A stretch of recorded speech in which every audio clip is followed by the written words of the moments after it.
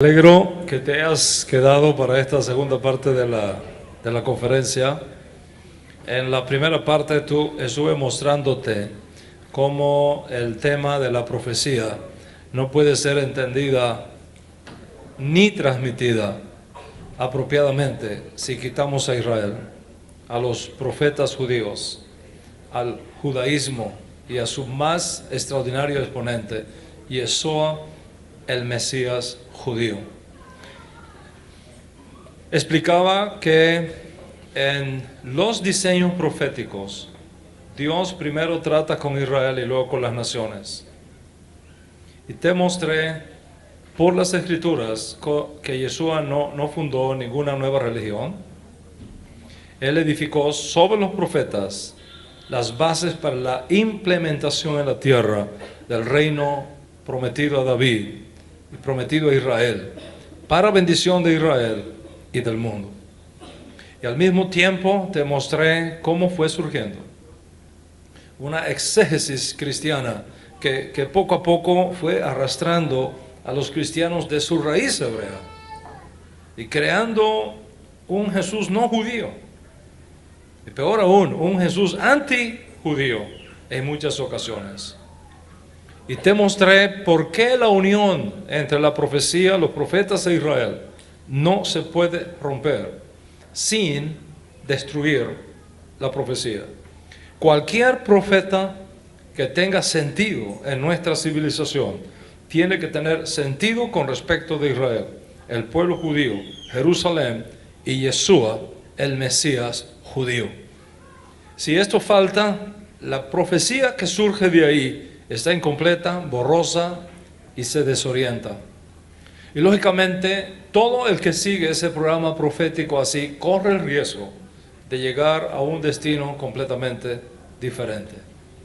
Si Yeshua es el Mesías, si Yeshua es un judío entre judíos, un judío del judaísmo, ¿cómo es que surge luego una cosa diferente llamada cristianismo, que se convierte no solamente en una religión diferente a la de Yeshua, sino en muchas ocasiones, virulentamente antijudía?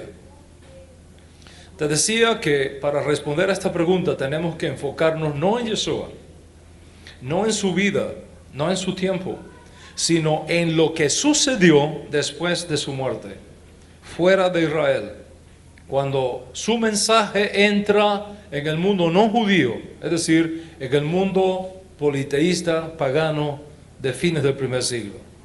Con todos estos virus teológicos de falsa doctrina de la sustitución, del reemplazo, con estos virus teológicos de la falsa idea de que Yeshua fue antijudío y que rompió con el judaísmo y que creó una religión diferente a la dada por Dios a nuestro pueblo Israel, con la falsa teología de que los creyentes de origen gentil no tienen nada que ver con Israel, sino que son una cosa separada, un árbol distinto al olivo natural donde un día fueron injertados los creyentes de origen gentil.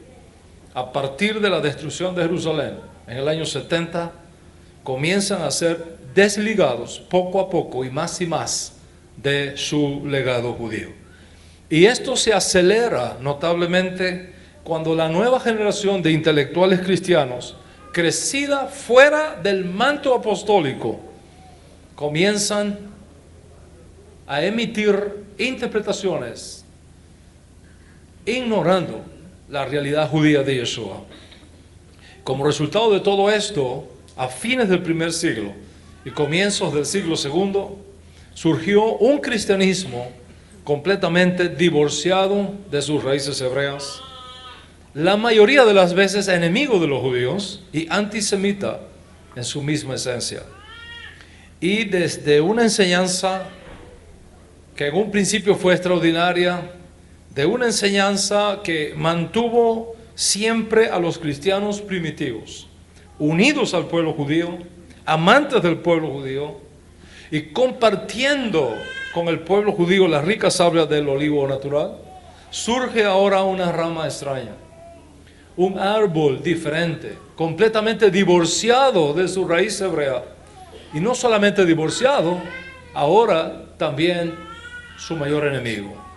Mientras que el apóstol Pablo enseñó que los gentiles no tienen que hacerse judíos, ni vivir como judíos para estar bien con Dios, porque hay un judaísmo para los judíos y un judaísmo para los no judíos, no como extraños, ni como advenedizos, sino como conciudadanos de los santos y miembros de la familia de Dios.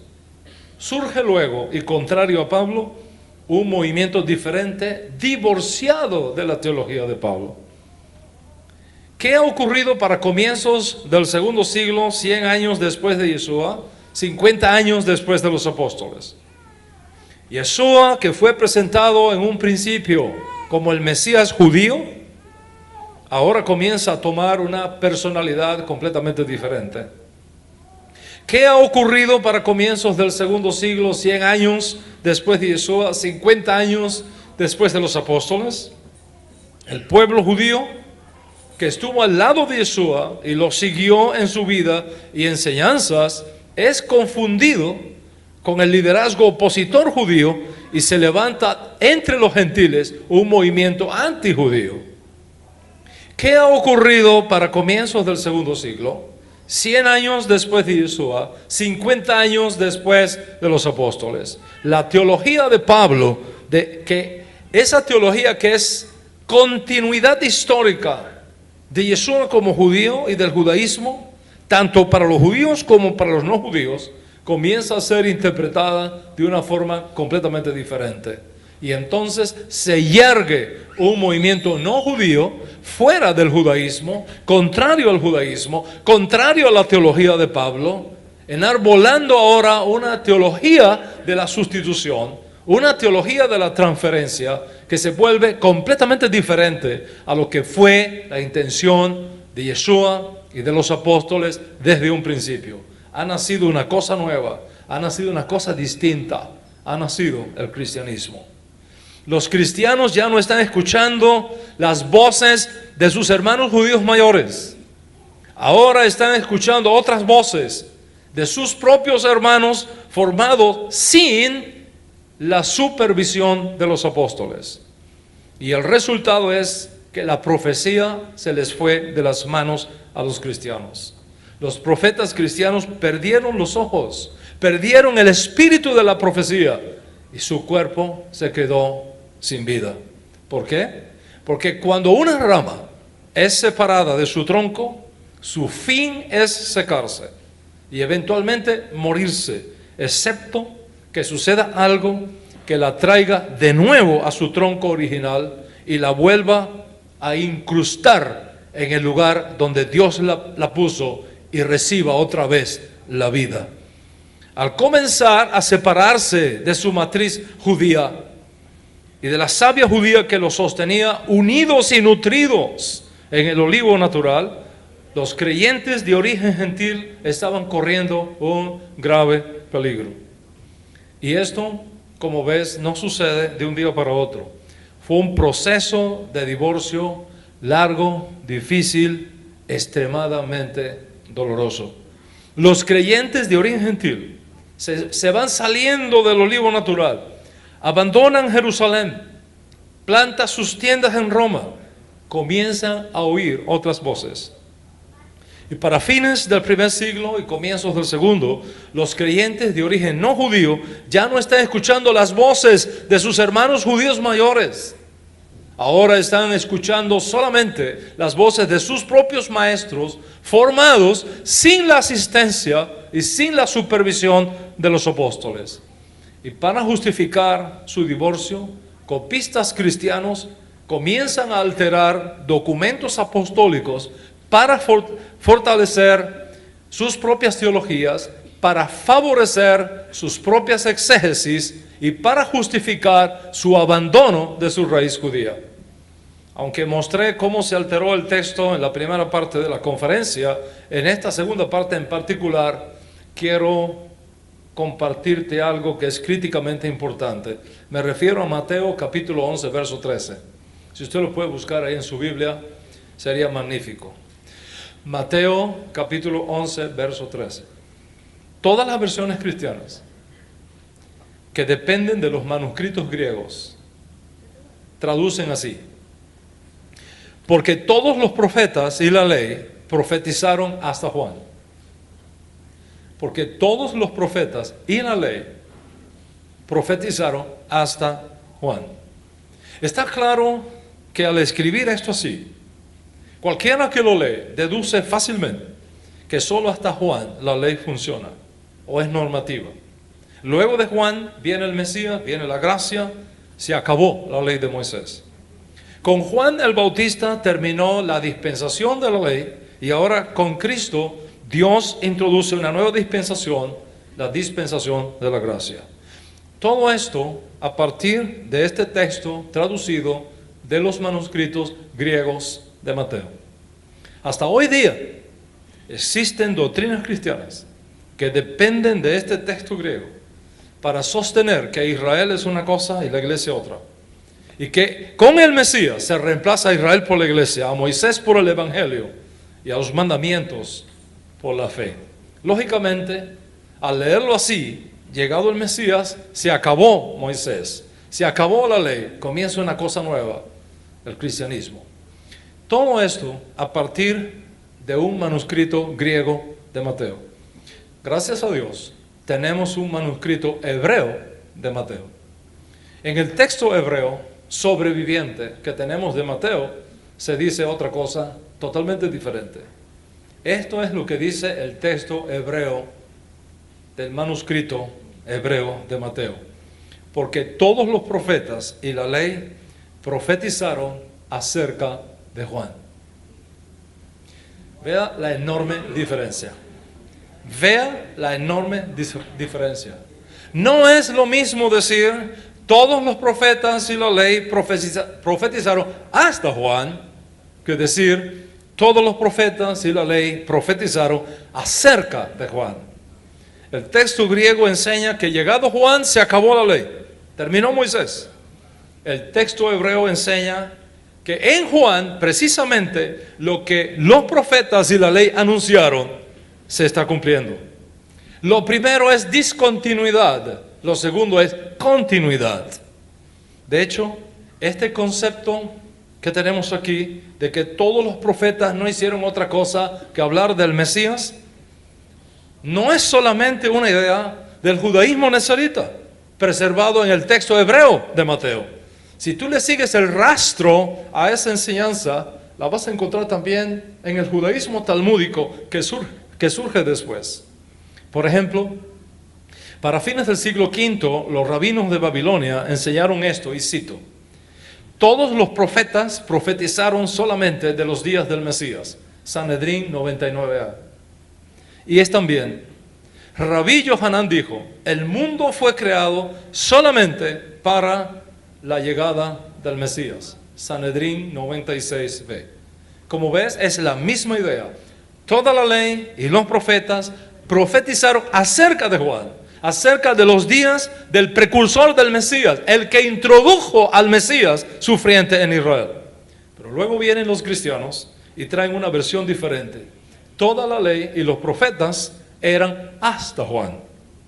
El cristianismo que surge entonces con esta idea de discontinuidad, de divorcio, de separación de su raíz hebrea, comienzan a editar, comienzan a manipular los documentos judíos originarios, dándoles toques aquí, un toque allá, retoques aquí, ediciones, interpolaciones, con la mira de apoyar aquello que fue interpretado por los padres del cristianismo. En otras palabras, cuando las copias originales de los apóstoles caen en manos de los escribas gentiles, cambios se dieron. Algunos por error humano, pero otros tendenciosamente para exponer su propia teología, su propia doctrina. Y el resultado es que la profecía se le fue de las manos. Los profetas cristianos perdieron los ojos, perdieron el espíritu de la profecía. El cuerpo se quedó sin el espíritu, porque cuando una rama es separada de su tronco original, su fin es secarse. Y se levantaron entonces muchas voces y muchos maestros decididos a sacar a los cristianos del olivo natural, decididos a alejar a los cristianos de sus raíces hebreas. ¿Cuáles fueron esas voces? ¿Y qué dijeron? Mencionaré algunas. Ignacio de Antioquía. Ignacio de Antioquía fue un intelectual helenista convertido al cristianismo en Éfeso, aproximadamente a principios de siglo, fines del siglo, a principios del siglo II. La iglesia lo considera uno de sus fundadores. En su viaje a Roma, él escribe varias cartas a diferentes comunidades cristianas, donde enseña, entre otras cosas, lo que cito ahora de sus propias fuentes. Primero, dice Ignacio: los que participan de la Pascua judía son partícipes con aquellos que mataron a Jesús. Hablar de Cristo y vivir como judíos es una tontería. Dice Ignacio: el obispo está ahora en lugar de Dios. Y para rematar, dice Ignacio, los presbíteros están ahora en lugar de los apóstoles. Ignacio fue el primero, posiblemente, en crear las bases teológicas para que los cristianos no celebren la Pascua en la fecha cuando los judíos la celebramos, sino en una fecha diferente. Cuando tú celebras la Pascua en una fecha distinta, asume sobre ti una autoridad distinta también, una cobertura espiritual distinta a la apostólica. ¿Te has preguntado por qué la iglesia celebra la Semana Santa en una fecha distinta a la Pascua judía? ¿Por qué la iglesia sigue por un camino distinto al pueblo judío? ¿Por qué tenemos pastores protestantes evangélicos llamando al cura del pueblo para que les diga cuándo es la fecha de la Semana Santa? ¿Por qué te van a llevar este año a celebrar la entrada triunfal en una fecha distinta a la Pascua judía? ¿Por qué en vez de enseñarte a sacar la levadura de tu casa, te enseñan a buscar huevos de conejos? ¿Pone el conejo huevos siendo un mamífero? Te voy a decir por qué. Porque Ignacio de Antioquía, uno de los padres del cristianismo, enseñó: los que participan de la Pascua judía son partícipes con aquellos que mataron a Jesús. Unos años después cambiaron la fecha de la Pascua y ahora el cristiano sigue el calendario de Roma, no el calendario de Jerusalén. Los cortaron de Israel, los sembraron en Nicea y lógicamente andas por un camino diferente al del pueblo de Dios. Tú no eres culpable. Por supuesto que no eres culpable. Tú no tienes la culpa. Pero arrastras el problema porque estás bajo el sistema que separó a los cristianos de su raíz hebrea. Los pastores tampoco son culpables. Eso fue lo que le enseñaron en los seminarios cristianos donde ellos fueron educados. La inmensa mayoría de los pastores no tienen una formación hebraica, sino cristiana. Y no podemos pedirle que enseñen algo que no conocen y en lo cual no han sido educados. Es igual que los médicos. La mayoría de los médicos son formados en la ciencia de la medicina alópata. Tienen muy poco conocimiento de la medicina naturópata. O sea, no podemos pedirle a tu médico que te recomiende una terapia de aceites esenciales de grado terapéutico para sanarte de una afección respiratoria, cuando lo único que él conoce son los antibióticos creados por la industria farmacéutica. Como naturópata, como médico naturópata, practicante, yo trato a los pacientes con enfermedades respiratorias con simples gotas de aceites terapéuticos que son 5 veces más poderosos que la penicilina y 10 veces más económicos y 100 veces más efectivos.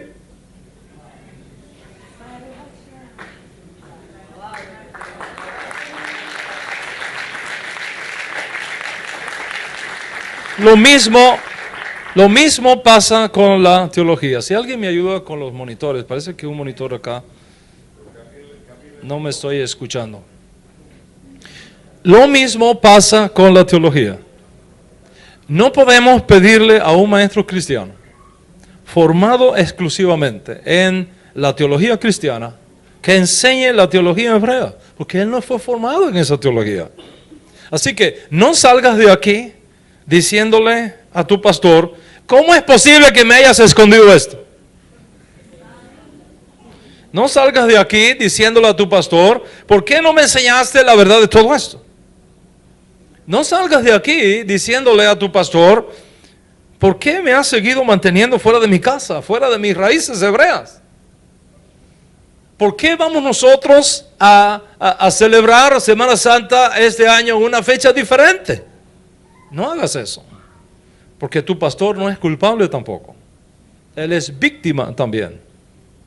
Y no estamos culpándote de nada. Estamos informándote. Y tú verás qué haces luego con esta información. Lleva entonces en tu mente la causa de esta separación. Porque uno de los padres de lo que ahora conocemos como cristianismo enseñó, los que practican la Pascua judía son partícipes con aquellos que mataron a Jesús. Para el tiempo de Ignacio vino también el autor de la Didaché. La Didaché es un documento cristiano importantísimo de principios del primer siglo. Para entender la Didaché, en lo que quiero explicarte, primero tengo que darte un entorno histórico, simple. Los judíos tenemos 2 días a la semana que ayunamos, los lunes y los jueves. Son los 2 días que ayunamos en el judaísmo.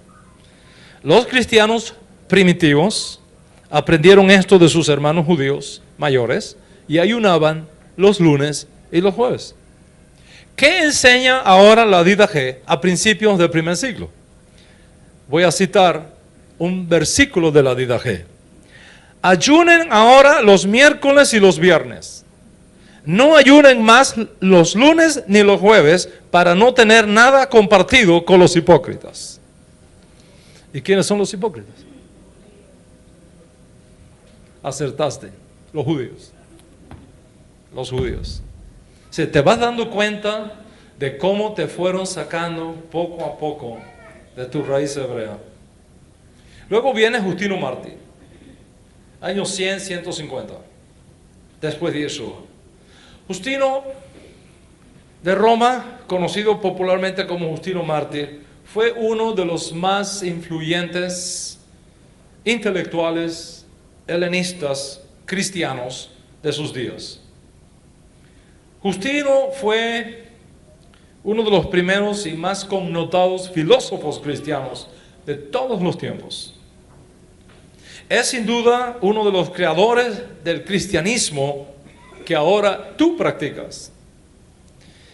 Escribió muchas obras, de las cuales algunas han sobrevivido, y entre ellas posiblemente la más famosa, conocida como Diálogo con Trifo. Trifo es un rabino judío del 2º siglo que no creía que Yeshua era el Mesías. Y él tuvo un debate con este rabino.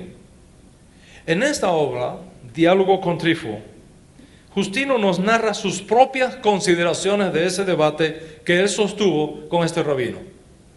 El debate tuvo lugar nada menos que en la ciudad de Corinto. Y el tema tratado fue la validez del judaísmo y de la ley de Moisés. Lastimosamente no tenemos sino los argumentos de Justino, y de esta forma el debate es visto exclusivamente del lado de Justino.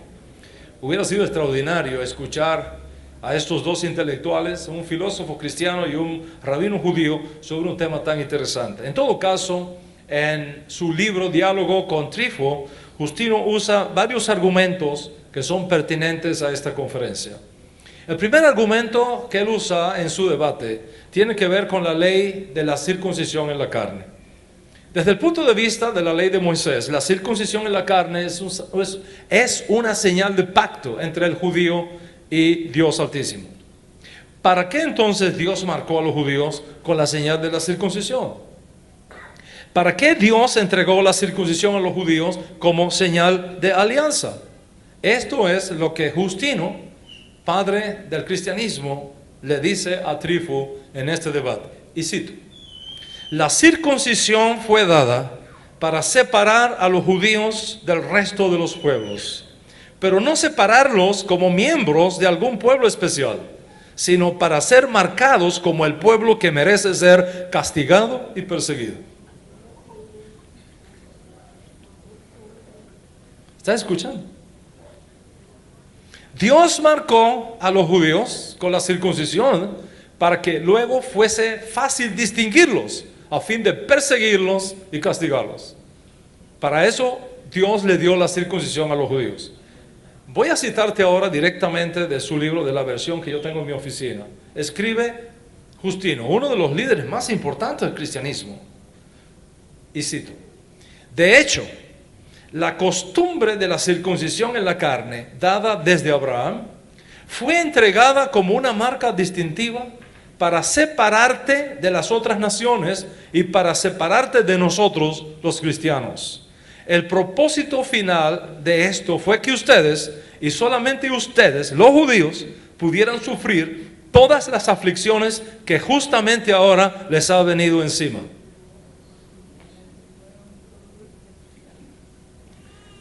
¿Cuál es la razón, dice Justino a Trífo, por la cual ustedes se merecen todo este castigo?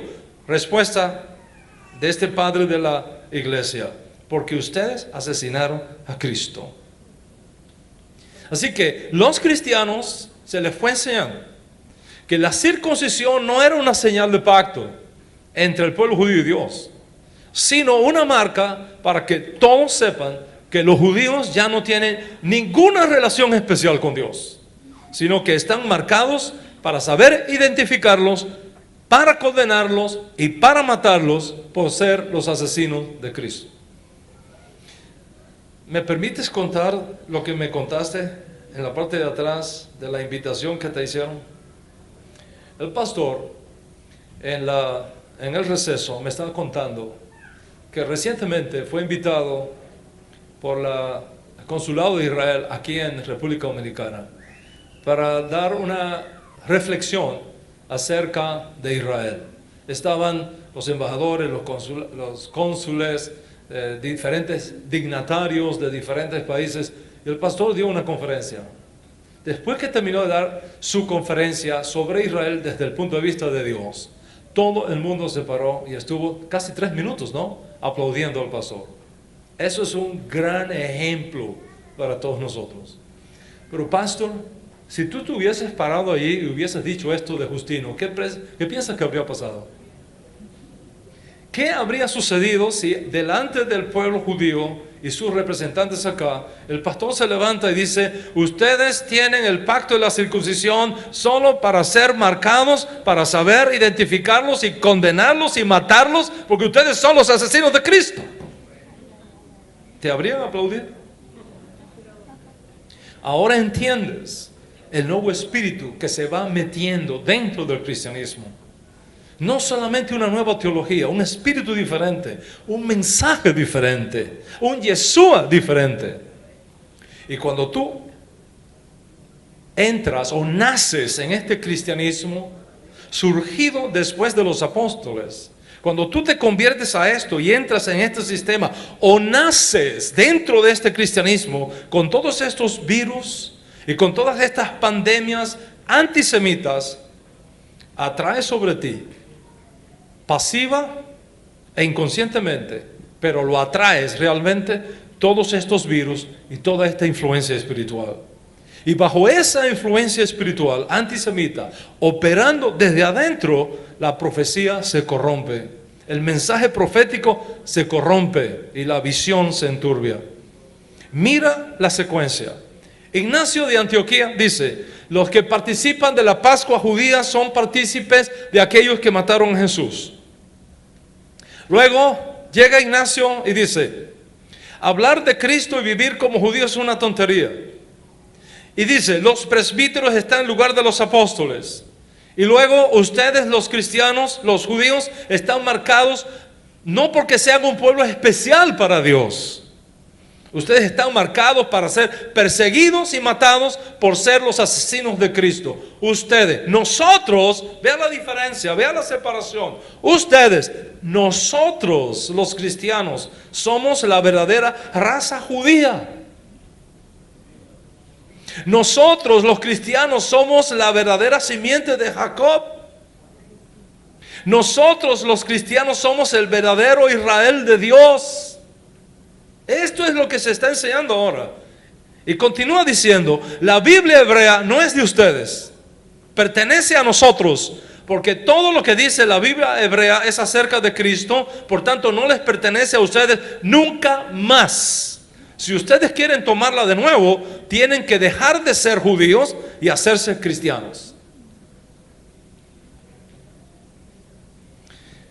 Lógicamente, cualquier cristiano que supiera esto, unirse a los judíos o estar cerca de los judíos o identificarse con los judíos, significaría persecución, rechazo, conflictos y finalmente ganarse el odio del Imperio Romano. ¿Te imaginas lo que está pasando aquí? Lógicamente, tenemos ahora un cristianismo que ya no es sostenido por su raíz hebrea, ya no es alimentado con la rica savia del buen olivo, sino con otras fuentes y con otras sabias antijudías y antisemitas completamente diferentes. Luego nos encontramos con la epístola de Bernabé. La epístola de Bernabé es una obra anónima de algún cristiano que la atribuyó a Bernabé, el apóstol, compañero de Pablo, para darle mayor autoridad a la carta. Es una carta muy importante que circuló entre las iglesias cristianas al comienzo del segundo siglo. De hecho, esta carta apareció en el canon del Nuevo Testamento dentro del famoso códice sinaítico del siglo V. La carta está escrita para desanimar a los cristianos que querían unirse a los creyentes judíos y retornar a sus raíces hebreas. Para el cristiano escritor de esta carta, que un cristiano a esa altura estuviese tratando de unirse a los judíos era absurdo. Así que se escribe esta carta, entre otras cosas, para impedir ese retorno de los cristianos a la rica savia del olivo natural. Y con la mira de establecer su argumento, en esta carta el autor promueve la idea de que los cristianos no tienen nada que hacer buscando las escrituras desde una perspectiva hebrea, porque la Biblia ahora ya no pertenece a los judíos, ahora es de los cristianos. Los judíos, dice la carta, ya no interpretan bien la Biblia, están ciegos, tienen una venda en sus ojos. Cuando leen la Biblia, la hacen literalmente, cuando la Biblia hay que leerla con ojos griegos helenistas, figurativamente, alegóricamente. Ahora quiero hacerte una pregunta. ¿Por qué la mayoría de los cristianos comen carne de puerco, de cerdo?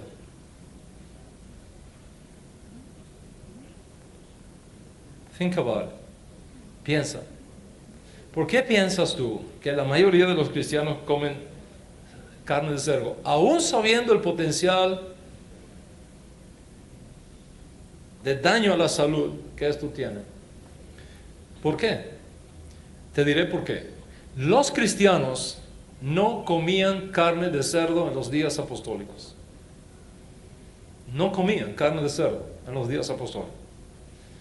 Luego de los apóstoles comienzan a comerla. ¿Por qué?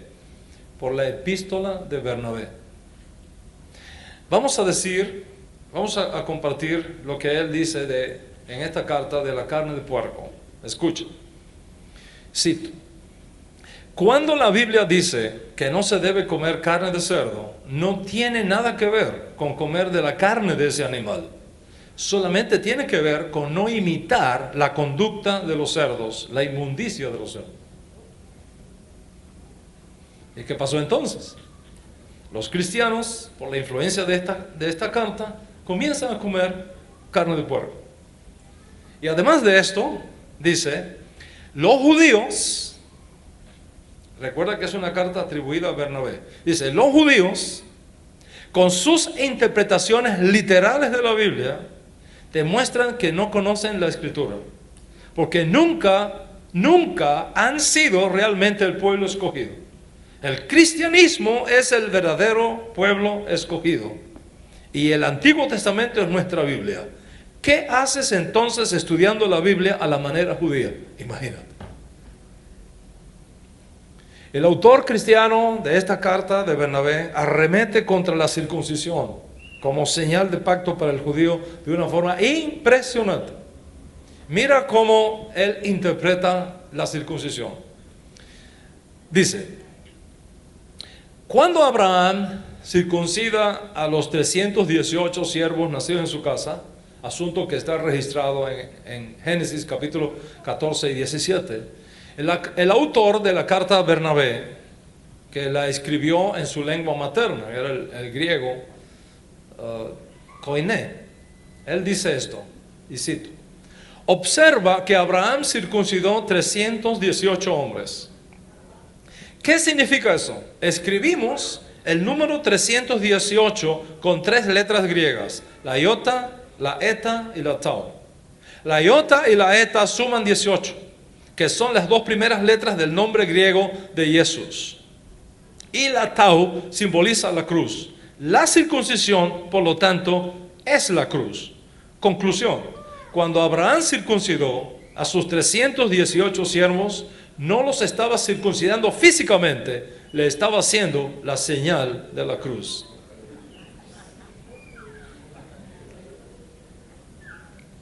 Esta es ahora la nueva enseñanza cristiana. Y desde entonces la señal de la cruz es símbolo del cristianismo. ¿Y qué más enseña la carta? ¿Estás listo para escucharlo? Mira lo que dice la carta. Dice, los judíos descienden de Esaú, los cristianos de Isaac, y por tanto la herencia le pertenece a Isaac, a los cristianos, no a Esaú, no a los judíos.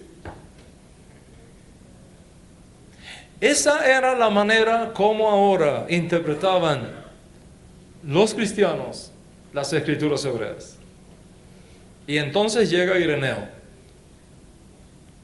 año 130 al 202, fines del segundo siglo, edificando sobre los teólogos cristianos previos. El obispo de León enseña, y cito, los judíos fueron desheredados de la gracia de Dios y perdieron su estatus de pueblo de Dios. Luego aparece Tertuliano, 135 al 250, otro de los fundadores del cristianismo. En sus famosos sermones dominicales, culpa a los judíos de la muerte de Cristo. Tertuliano enseña, los judíos dejaron de ser el pueblo escogido y se convirtieron en el pueblo rechazado por Dios. Y entonces llega el concilio de Elvira, 305. En pleno cuarto siglo, los doctores cristianos se reúnen en lo que los historiadores llaman el concilio de Elvira en España y emiten varios decretos para los cristianos. Entre ellos lo siguiente. Primero, los cristianos no pueden compartir sus alimentos con los judíos. Segundo, los cristianos no pueden casarse con los judíos. Tercero, los cristianos no pueden bendecir a los judíos. Cuarto, los cristianos no pueden reunirse en Shabbat y estudiar y comer juntos porque eso es judío. ¿Qué tienes aquí? Observa el poder espiritual que está operando sobre los cristianos. Observa la cobertura espiritual que está operando sobre el cristianismo al entrar del siglo IV. Luego llega el concilio de Nicea del 325. Aquí, en este concilio, bajo el escrutinio del emperador Constantino, desesperadamente buscando la unidad de su imperio, se decreta que es imposible para los cristianos tener nada compartido con los judíos. Por tanto, por decreto, se envían cartas a las iglesias cristianas que no celebren nada judío, para no tener nada que ver con los judíos, que no acepten ningún tipo de costumbres judías, Porque es indecoroso, dice una de las cartas, es indecoroso tener algo compartido con esa chusma de judíos. Como todo historiador sabe, en Nicea, una rama de las muchas que había triunfó sobre el resto, se impuso sobre el resto. El cristianismo que sale vencedor, el cristianismo niceano, para identificarlo de alguna manera, llegó a la conclusión de que los cristianos no deben tener nada compartido con ese pueblo tan aborrecible como es el pueblo judío. ¿Cómo entonces pueden los cristianos reclamar la Biblia, su libro sagrado, si en la Biblia hay maldiciones y bendiciones dependiendo de si tú guardas o no los mandamientos? A esto responde Eusebio, la voz autorizada de Nicea, que las maldiciones en la Biblia hebrea fueron dadas para los judíos y las bendiciones para los cristianos. Luego llega Juan Crisóstomo, 349 al 407, para fines del siglo IV. En sus famosos sermones dominicales que nos han llegado, afirma, y cito: las sinagogas son peor que un prostíbulo, cueva de ladrones, hato de salvajes. Y añade, los judíos están poseídos por demonios y por el propio Satanás. El más sagrado deber del cristiano es odiar a los judíos hasta la muerte.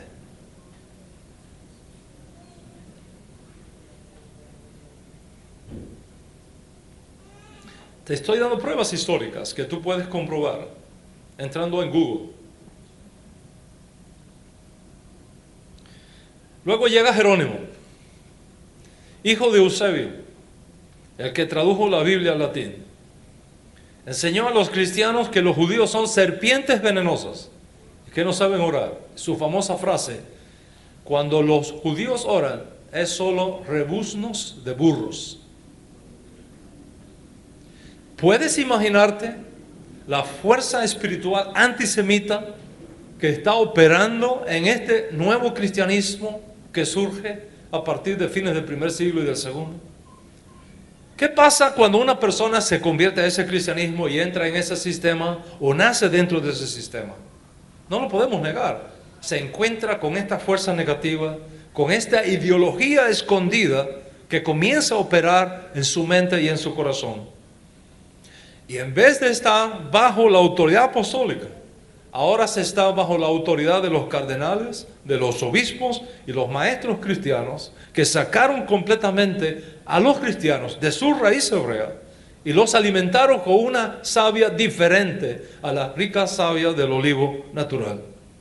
Y esta es la razón por la cual cuando llega Semana Santa, tú celebras la muerte y la resurrección del Señor en una fecha completamente diferente a la fecha judía que seguimos los judíos que creemos en Yeshua como el Mesías.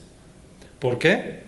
Porque ya tú no estás bajo la cobertura de los apóstoles judíos, estás bajo la cobertura de Roma sin saberlo. Y no voy a mencionar las cruzadas, no voy a mencionar las conversiones forzadas, no voy a hablar de la expulsión de los judíos de España y Portugal, no voy a hablar de la Inquisición, ni de los libelos de sangre, ni de los culpables de la plaga negra. Me imagino que ya esto es historia bien conocida. Como resultado de todo esto, los cristianos asociaban los problemas en sus países con la presencia de los judíos. Y por eso los pintaban con narices puntiagudas, con cuernos de Lucifer, con cola de monos. Los líderes cristianos incitaban a los cristianos a odiar a los judíos. Y cuando algo malo sucedía en un pueblo, los judíos eran los responsables. Ciudades completas de judíos fueron quemadas por cristianos y miles de judíos achicharrados en hogueras levantadas en nombre de Jesús. En España no nos fue muy bien. Los reyes católicos no pagaron el dinero que debían a la comunidad judía después de la guerra. Inventaron mil excusas. Se acudió al Papa para buscar consejo. Roma indicó a los reyes de España que por decreto papal se les otorgaba a los reyes Fernando e Isabel todo el derecho y autoridad para tratar el asunto y eliminar cualquier vestigio de judeidad en Sefarat. Después de miles de asesinatos judíos, el rey Fernando e Isabel, la católica, firmaron el edicto de expulsión de los judíos de España porque representaban un peligro para la nación. Era el año 1492. Con la reforma se esperaba que vinieran tiempos de paz para los judíos en Europa, especialmente en Alemania, cuna del reformador Martín Lutero. Pero de nuevo, el cáncer del antisemitismo se impuso en la teología cristiana reformada, como había sido previamente en la teología católica. Lutero ordenó la destrucción de los judíos, la quema de las sinagogas. Los judíos fueron catalogados por Lutero como un pueblo miserable, maldito, ciego, guarida de ladrones, venenosos, peligrosos. Ordenó echarlos del país y hacer todo lo posible por quemar sus libros, sus casas y convertirlos prácticamente en esclavos con labores forzadas. Basta leerse su libro contra los judíos y sus mentiras para que puedas ver por ti mismo cuánto antisemitismo cegó los ojos de los cristianos, incluyendo los protestantes y los evangélicos que vinieron después. Para el año 1924, otro reformador comienza a tomar las riendas de Alemania, esta vez en el ámbito político. Un cristiano formado en la teología de la Reforma escribe un libro llamado Mein Kampf, lectura obligada para todos sus partidarios. Lutero fue el héroe de Hitler. En su libro Mein Kampf, Mi lucha, escribió que efectivamente Martín Lutero fue el que le impulsó a su carrera política. Porque, dice Hitler, Lutero, de un plumazo de su espíritu, anunció la llegada de un nuevo amanecer y de una nueva era para Alemania. Y luego afirmó que una de las cosas que hizo grande a Lutero fue su capacidad para ver que el problema de Alemania eran los judíos y que por lo tanto necesitaban ser eliminados y destruidos. Hitler consideró su más sagrado deber cristiano concluir en su opinión, la obra iniciada por su héroe Martín Lutero. Adolfo Hitler, el nuevo reformador, apuntó a los judíos como los responsables de todos los problemas de Alemania. En 1924, cuando tuvo lugar el simposio de Berlín, el orador principal fue precisamente Adolfo Hitler. Los historiadores preservaron para nosotros ese discurso, del cual cito lo siguiente, con el permiso de esta sala.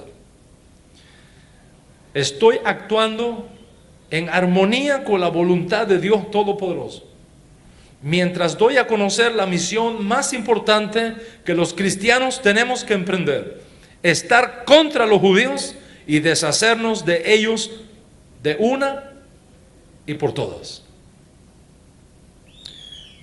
Todos sabemos la historia y sabemos que finalmente el nacionalsocialismo cayó derrotado por los aliados, gracias a Dios.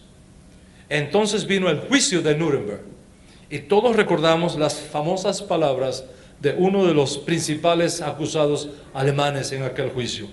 Se puso en pie y dijo: nunca he dicho algo que Martín Lutero no lo dijera primero. El holocausto fue y será siempre el resultado de un cristianismo que se separa de sus raíces hebreas y que se yergue como casa aparte sin tener en cuenta su genética, su ADN semita. El sistema inmunológico del cristianismo será siempre su raíz hebrea, la savia hebrea que nutre el olivo natural. Al momento que te sales de ahí, los nutrientes que vienen son extraños al cuerpo, comprometen el sistema inmunológico y abre las puertas a la entrada de toda bacteria, virus y células cancerosas que enferman, debilitan y nublan los ojos proféticos del cristianismo. Llevamos casi 2000 años sufriendo de este cáncer. Hoy, en pleno siglo XXI, las cosas no están cambiando mucho. Todavía hay teólogos cristianos y enormes organizaciones cristianas que perpetúan estas teologías equivocadas. De Lutero, de Tertuliano, de Agustín, de Jerónimo, de Nicea, de Justino Mártir, de Bernabé, de Ignacio de Antioquía. Y pensando que están defendiendo el cristianismo, y pensando que están defendiendo la fe cristiana, no hacen otra cosa que propagar una religión completamente distinta, separada y contraria a lo que Jesús enseñó, a lo que Pablo enseñó, a lo que el Nuevo Testamento enseña. Uno podría pensar que para el siglo XXI estas cosas deben ser ya superadas. La realidad es otra cosa. En el año 2002, ya entrados en el siglo XXI, se publicó un documento en los Estados Unidos, venido nada menos que del Seminario Teológico Juan Knox, uno de los seminarios evangélicos más influyentes hoy día en los Estados Unidos y en América Latina.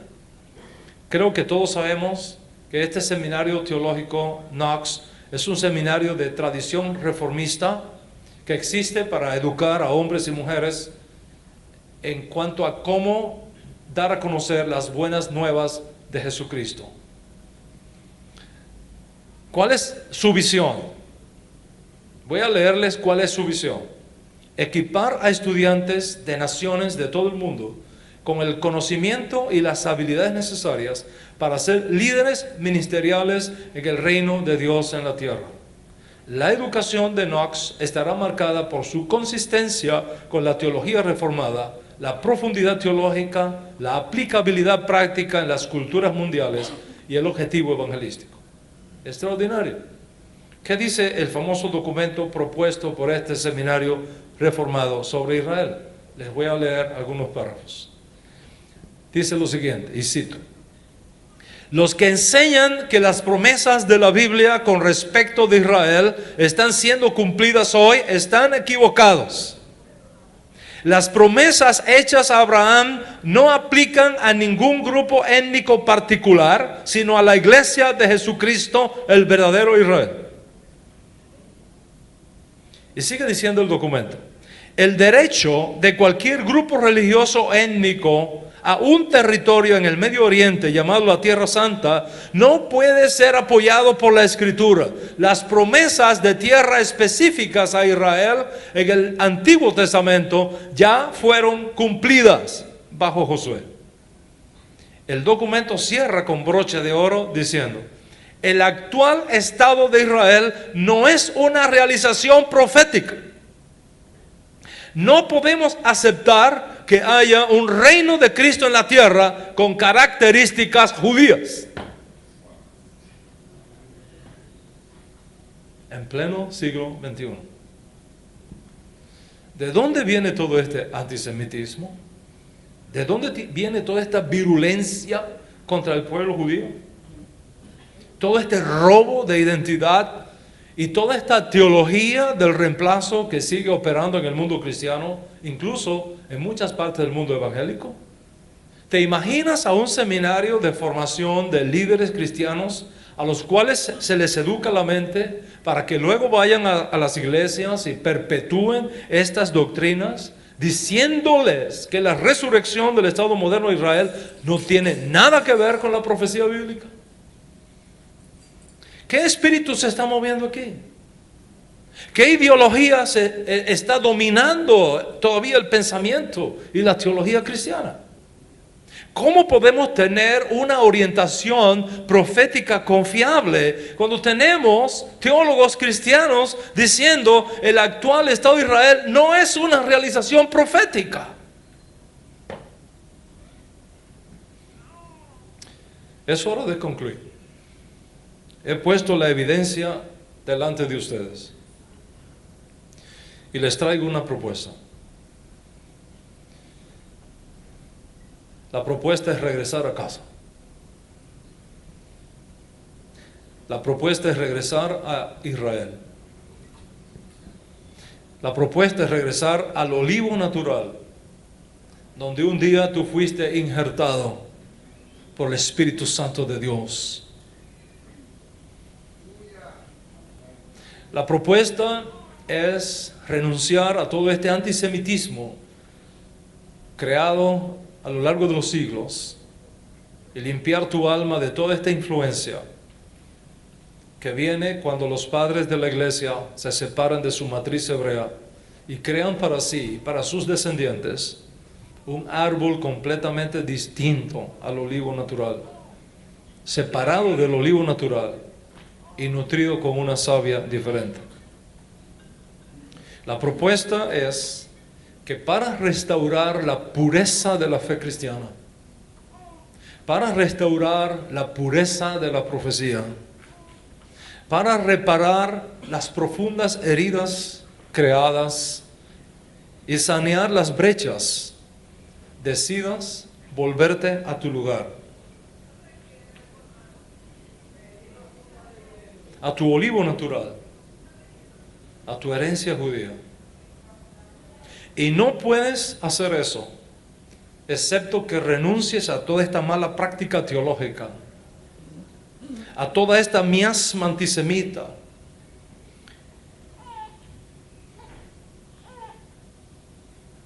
pararte en los caminos y preguntar por las sendas antiguas y andar por ellas.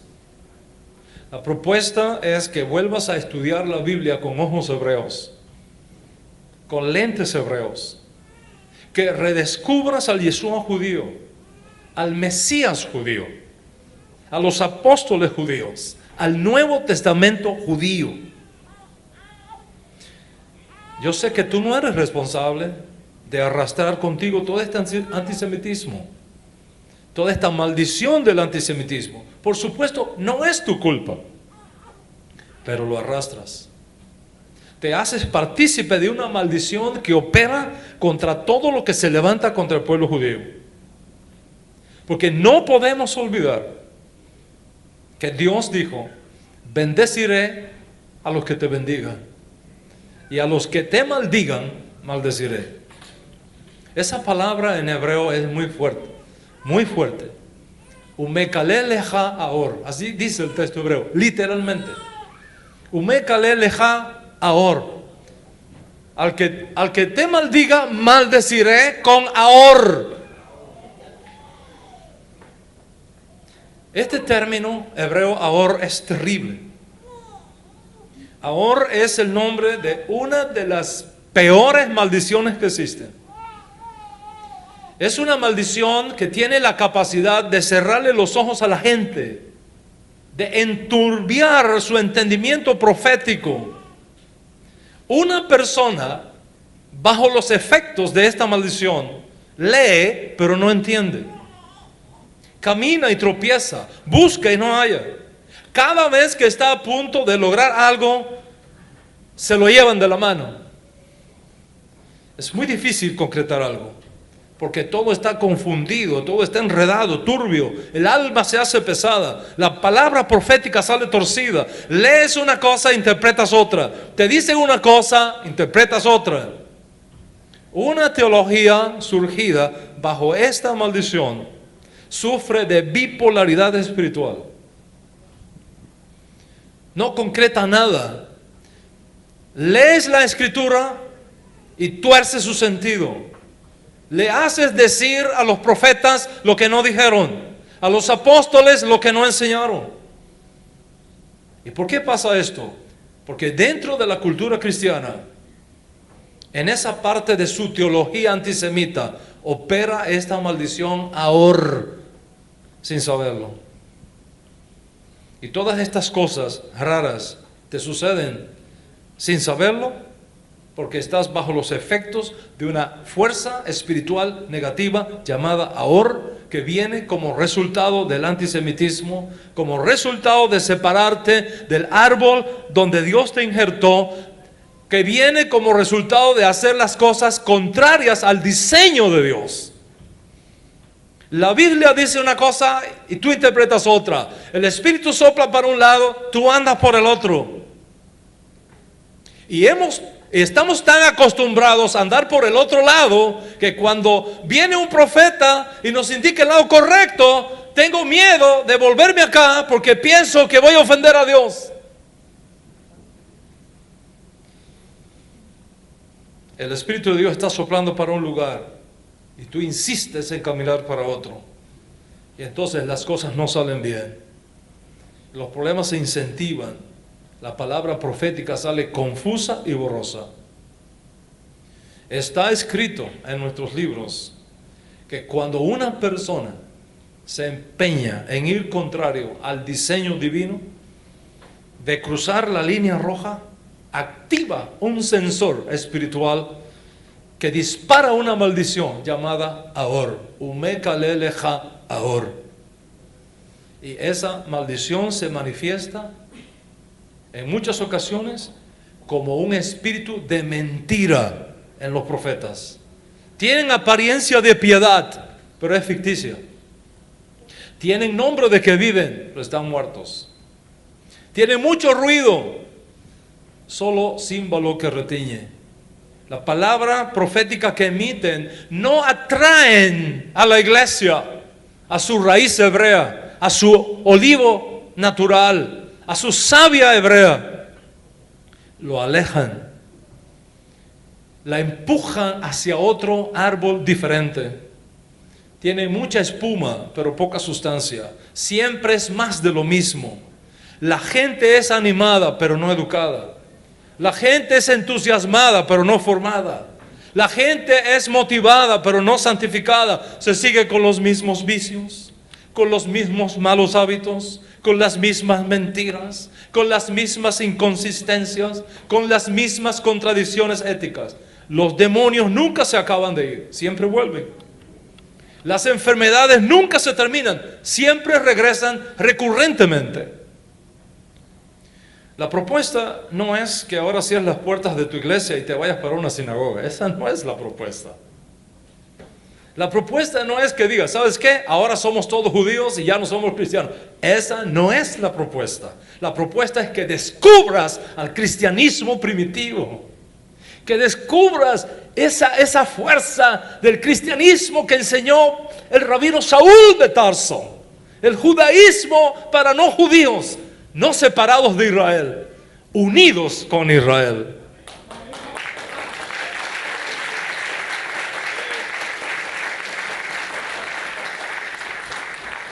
La propuesta no es que ahora le digas a tu congregación, ¿sabes qué? Todos tenemos que hacernos judíos aquí. Esa no es la propuesta. No porque hacerse judío esté mal, te aclaro, no es porque esté mal, todo lo contrario, sino porque eso no es el programa de Dios. Dice Rabino Shaul, cada uno se queda en el estado en que fue llamado. La propuesta es restaurar la fe cristiana original, reparar la pureza de la profecía, reparar las profundas heridas creadas, la brecha creada, echar el antisemitismo de la iglesia, el consciente y el inconsciente, el heredado o el creado. La propuesta es revocar la maldición de Ahor para que no siga operando sobre tu cabeza y trayendo sobre ti una sombra como de una mano negra peluda que no te permite nunca alcanzar aquello para lo cual tú has sido llamado.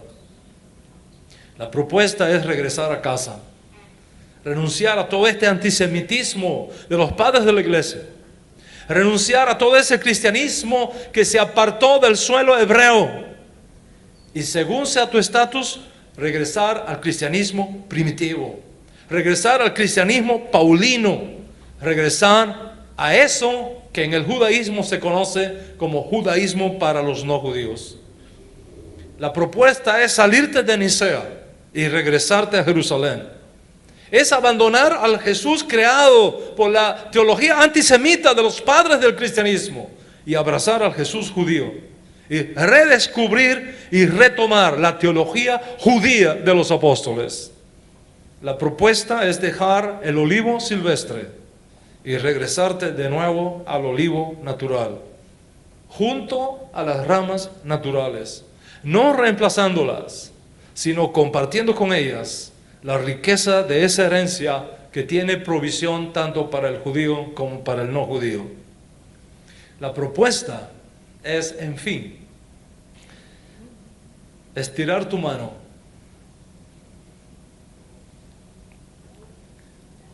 abrazar el manto de un judío llamado Yeshua y decirle, voy contigo, porque yo sé que Dios está contigo.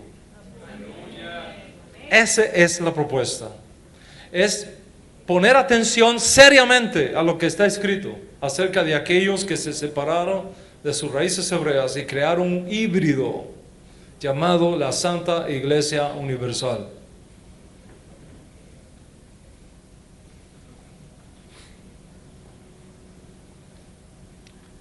Para concluir, quiero explicarte algo. En el judaísmo, cuando se corrompen los principios, se compara con la inmoralidad sexual. Y la secta, el grupo o la organización que participa de eso, se identifica en el judaísmo como habitación de demonios. Y eso es exactamente lo que dice el libro de Revelaciones.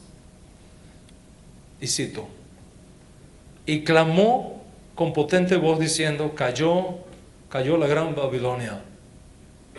Se ha convertido en habitación de demonios, en guarida de todo espíritu inmundo y de toda ave inmunda. Cuando ahí dice habitación de demonios, está hablando de la corrupción de la verdad, de la corrupción de la doctrina, de la corrupción de la enseñanza pura de Yeshua y de sus emisarios originarios. Y ya te he mostrado cómo se dio esa corrupción.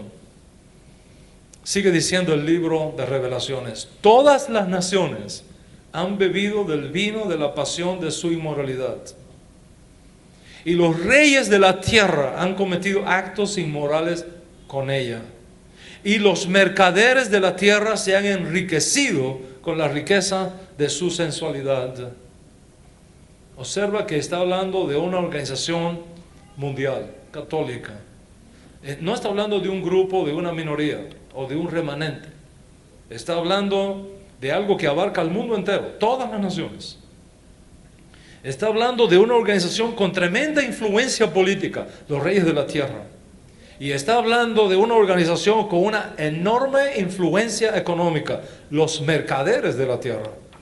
Y ante este cuadro, el autor inspirado continuó diciendo, y oí otra voz del cielo que decía, salid de ella, pueblo mío.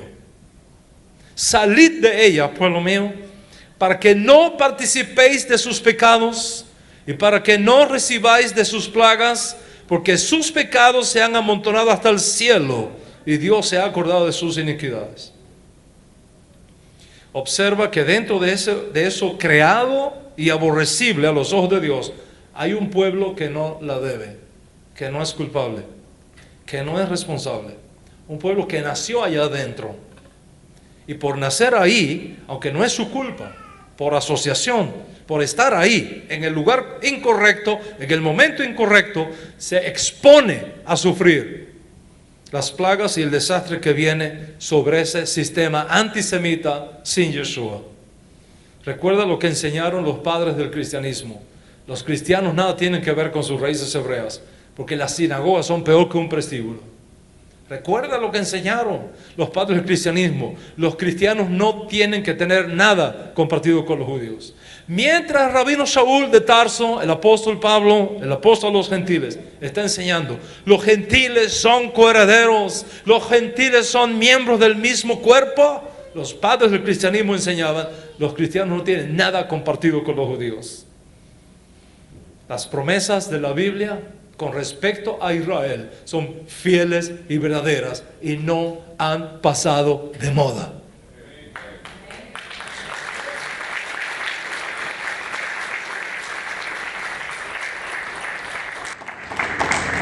Hoy te propongo renunciar a toda esa teología antisemita. Los hijos de los padres del cristianismo enseñan en pleno siglo XXI el derecho de cualquier grupo religioso étnico a un territorio en el Medio Oriente llamado la Tierra Santa no puede ser apoyado por las Escrituras. Eso es falso. Y yo te propongo que renuncies a eso. Dice más, el actual estado de Israel no es una realización profética. Hoy te propongo, renuncia a eso. Porque bendeciré a los que te bendijeren y a los que te maldijeren maldeciré. La propuesta hoy es renunciar a esa maldición generacional, renunciar ahora y volverte a la pureza del cristianismo primitivo. Israel es el eslabón perdido de la iglesia. Es la pieza faltante en la profecía. Hoy te invito a descubrir ese eslabón y traerlo de vuelta a tu vida.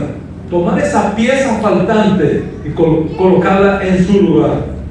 Y hoy tú puedes retornar a ese camino de vuelta al olivo natural. Si quieres, como dijo el profeta, paraos en los caminos y preguntar por las sendas antiguas cuál sea el buen camino y andar por él. La pregunta es: ¿cómo lo hacemos? ¿Cómo lo puedes hacer? ¿Cómo puedes retornar? La primera cosa es renunciar a esas teologías antisemitas, a esas enseñanzas antisemitas, a esa maldición de ahora que posiblemente esté operando en tu vida sin que tú lo sepas. Y hay 7 declaraciones que resumen todo este deseo de volver al lugar donde Dios te puso desde un principio. Voy a proponerte 7 declaraciones que luego tú puedes sellar con la tinta de tu fe. Y quiero que la escuches primero. Y si quieres, las hagas después, como una decisión inteligente, voluntaria y consciente. No quiero que confieses algo que no sabes qué contiene, porque eso es manipulación. Y tu vida no puede ser auténtica mientras otros la manipulan y piensan por ti. Para ser auténtico, tienes que pensar por ti mismo, decidir por ti mismo y asumir responsabilidad por ti mismo. Porque tú no puedes responder por otro que no seas tú mismo. Porque cada uno dará a Dios razón de sus propios actos, no del de los demás. Si luego de escuchar todas estas 2 partes de la conferencia de hoy, y luego de escuchar estas 7 confesiones que haré, quieres ligar tu alma a eso, entonces te pediré que lo hagas públicamente. Pero primero presta atención a estas 7 confesiones que creo marcan apropiadamente el camino del retorno al cristianismo primitivo, al judaísmo para los judíos, al Yeshua judío y a los apóstoles judíos. Primera confesión: Padre, renuncio a todo este antisemitismo que sacó a los cristianos primitivos del suelo judío. Esa es la primera. Padre, renuncio a todo este antisemitismo que sacó a los cristianos primitivos del suelo judío. Esa es la primera. La segunda: Padre, renuncio y me retiro de toda participación de mi alma con todos estos decretos antijudíos y antisemitas que fueron promulgados en la antigüedad. Retiro mi alma de eso. Desligo mi alma de eso. Tercera confesión: Padre, renuncio a seguir participando de estas falsas doctrinas, de estas falsas teologías, de estas falsas enseñanzas que ha provocado la activación de la maldición de ahora sobre mi nación, sobre mi ciudad, sobre mi familia, sobre mi casa y sobre mí mismo. La cuarta confesión: Padre, renuncio a que me hayan sacado del olivo natural donde tú un día me injertaste entre las ramas naturales, y decido regresar al olivo del cual nunca debí irme. Quinta confesión: Padre, renuncio a la corrupción de tu palabra y retorno a las sendas antiguas por el buen camino que me trazaron los profetas hebreos, el Mesías judío y los apóstoles judíos.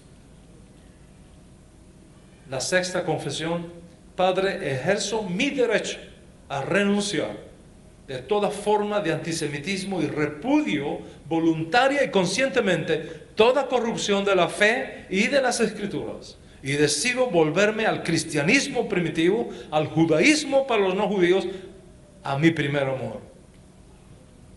Y la séptima y última confesión, según fuere tu caso: Padre, renuncio a toda maldición levantada contra tu pueblo escogido y declaro que la fuerza oscura de ahora se aleja de mi nación, de mi ciudad, de mi casa, de mi familia, de mis hijos, de mi esposo, de mi esposa, de mis padres, de mis ancestros, de mi cuerpo, de mi mente, de mi alma, de mi salud, de mis finanzas, de mi potencial, de mis posibilidades de éxito en todas las cosas que emprenda.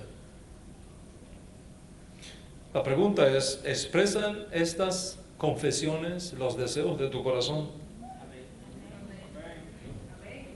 ¿Estás dispuesto a unir tu alma a la de los profetas hebreos, al Mesías judío, a los apóstoles judíos? ¿Estás dispuesto a estirar tu mano y agarrarte del manto del judío Yeshua y decirle: voy contigo, Mesías, porque yo sé que Dios está contigo? ¿Estás dispuesto a decir de nuevo: tu pueblo será mi pueblo, tu Dios será mi Dios? Donde tú vayas yo iré, donde tú mueras yo moriré. ¿Estás dispuesto a renunciar a toda esta herencia de maldición de ahora en tu vida y de tu familia?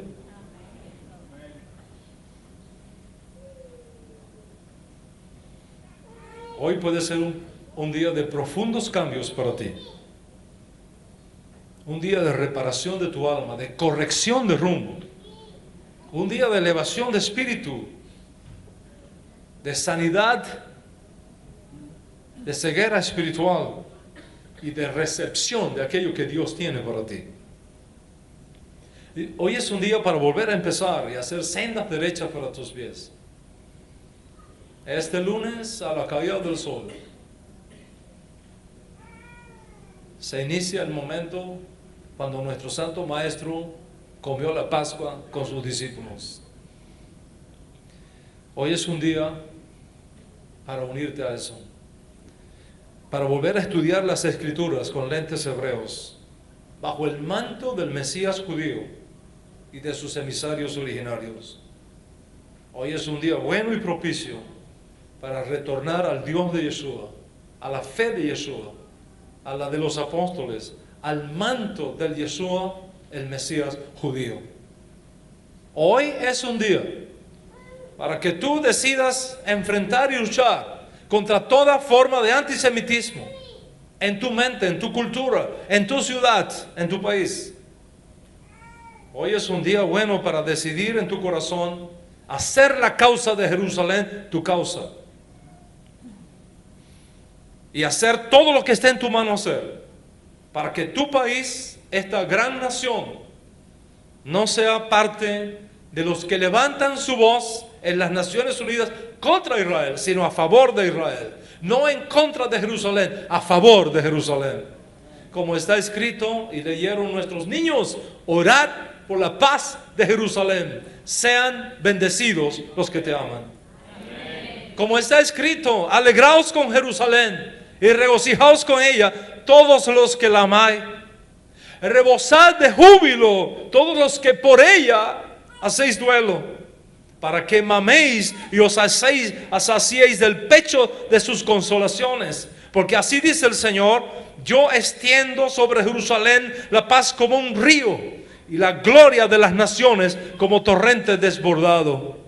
Hoy es un día bueno para que se cumpla en ti la palabra profética antigua: y acontecerá que en los postreros días la casa del Señor será establecida como cabeza de los montes, se levantará sobre los collados y se unirán a ella todas las naciones de la tierra.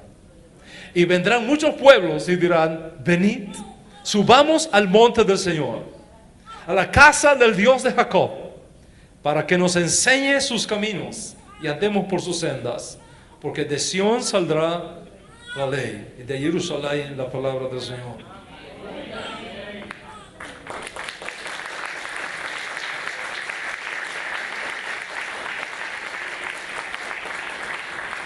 La pregunta es, ¿estás dispuesto a estirar tu mano y pegarte del manto del más extraordinario judío que haya existido alguna vez, nuestro justo y amado Mesías Yeshua, y decirle, voy contigo porque Dios está contigo, Mashiach?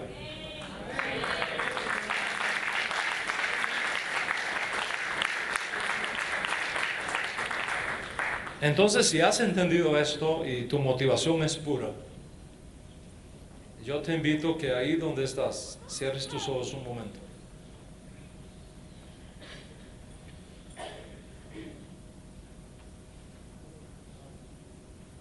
Te invito a hacer estas 7 confesiones.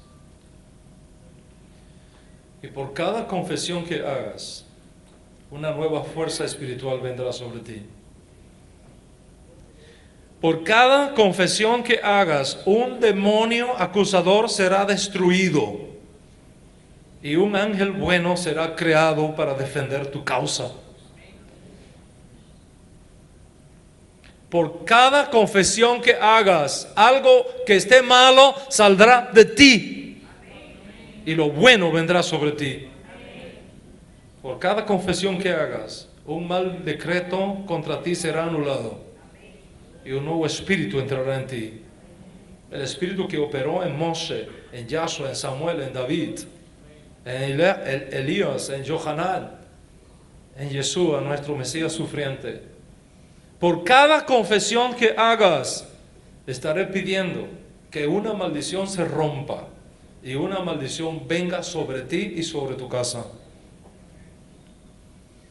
¿Estás dispuesto a liberar tu fe en cada una de estas confesiones? Voy a repetirlas de nuevo. Escúchalas. Y si la haces tuya, voy a pedirte que grites con todas las fuerzas de tu alma, amén. Pero antes de gritar amén, quiero explicarte algo. Amén es un acróstico de 3 letras hebreas. La Aleph, la Mem y la Nun. Donde la Aleph nos habla de Él, de Dios Altísimo. Donde la Mem nos habla del Melech, del Rey. Y donde la Nun nos habla de Neemán, confiable. Cuando juntamos todo eso, cada vez que digas amén, estarás confesando que el Dios de Israel, el Rey del universo, es confiable. Es digno de tu confianza. Que no te va a dejar regresar de su presencia con tus manos vacías. Por lo tanto, cuando digo amén, estoy asumiendo un serio compromiso con Dios. Estoy diciéndole a Dios que estoy de acuerdo con lo que estoy confesando, que estoy ligando mi alma a eso, que estoy comprometiéndome seriamente con mis labios.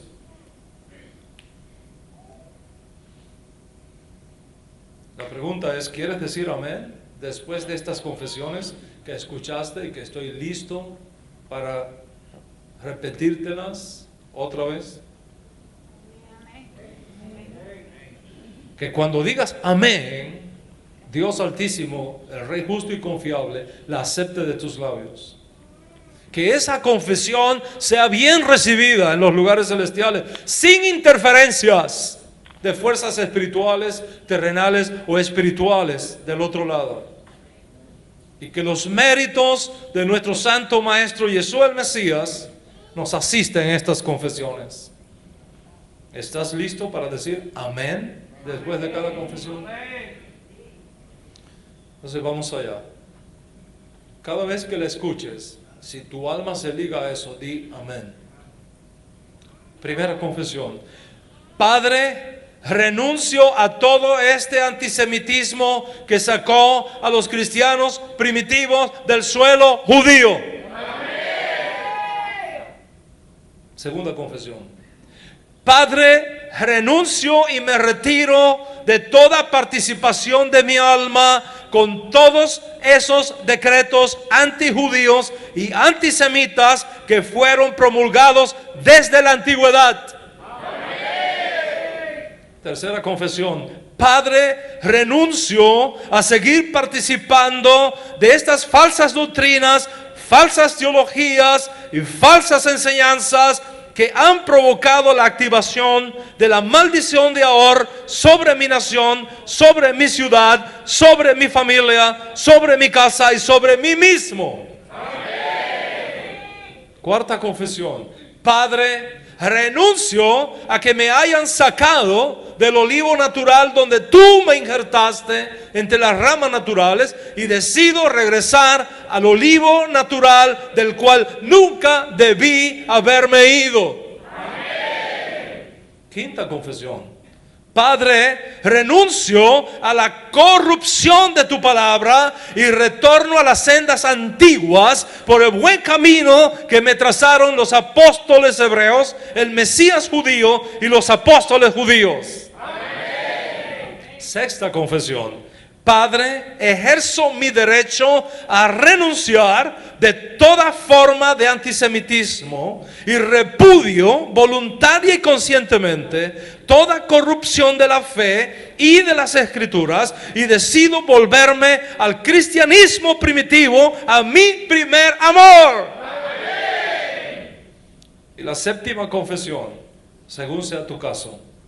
Padre, renuncio a toda maldición levantada contra tu pueblo escogido y declaro que la fuerza oscura de Ahor se aleja de mi nación, de mi ciudad, de mi casa, de mi familia, de mis hijos, de mi esposo, de mi esposa, de mis padres, de mis ancestros, de mi cuerpo, de mi mente, de mi alma, de mi salud, de mis finanzas, de mi potencial, de mis posibilidades de éxito en todas las cosas que emprenda.